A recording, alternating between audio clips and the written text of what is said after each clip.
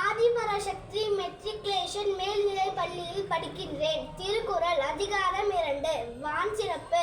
வான்சிறப்புக்கு விளக்கம். வெட்ட வெளியிலிருந்து உலகம் தோன்றியதால் அதிலிருந்து வரும் மழை பெயர் அமிழ்தம் என்கின்றோம். முதல் திருக்குறள் வானின்று உலகம் வழங்கி வருதலால் தாதபிடம் என்றுடன் பாற்று. விளக்கம். வெட்ட வெளியிலிருந்து உலகம் தோன்றியதால் அதற்கு அழிவே கிடையாது. துப்பார்க்கு துப்பாய துப்பாக்கி துப்பார்க்கு துப்பாய தூமழை. விளக்கம்.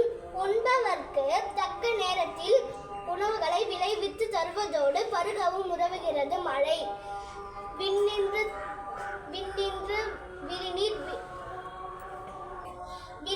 பொய்ப்பின் விரிநீர் வியனுலகத்து உள்நின்று உதட்டும் பசி. விளக்கம். மழை இல்லை என்றால் பசி பஞ்சம் உண்டாகும். ஏரி நுழாதார் உழவ புயல் என்னும் வாரி வளங்குன்றிக்கார். விளக்கம். மழை தக்க நேரத்தில் மழை வரவில்லை என்றால் உழவரால் உழவு செய்ய முடியாது.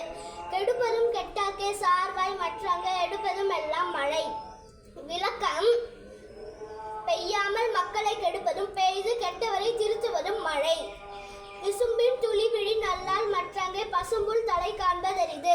மழை வரவில்லை என்றால் பசும்புல் தலையை கூட காண முடியாது.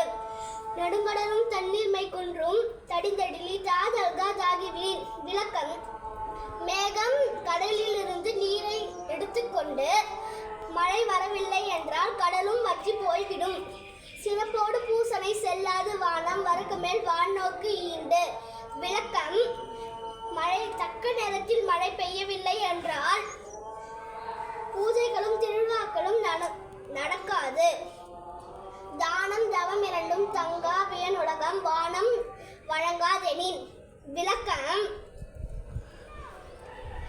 மழை பெய்யவில்லை என்றால் தானமும் தவம் இரண்டும் செய்ய முடியாது. நீரின்று அமையாது உலகனின் யார் யாருக்கும் வானின்று அமையாது ஒழுக்கு. விளக்கம். எத்தனை பெரியவராகவே இருந்தாலும் நீர் இல்லாமல் வாழ முடியாது. அந்த நீரே மழை இல்லாமல் கிடைக்காது. நன்றி, வணக்கம்.